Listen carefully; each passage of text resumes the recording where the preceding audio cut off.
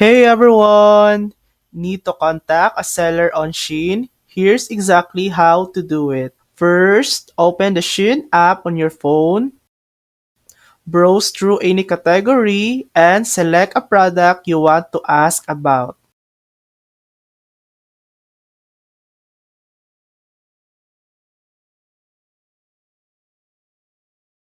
Scroll down until you see Sold and Shipped By. Most are by Shein, but some products are from independent sellers. If it's from another seller, tap on their name or the little arrow.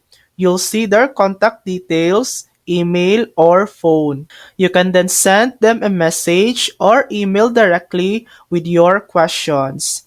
And that's it. That's how to contact a seller on Shein.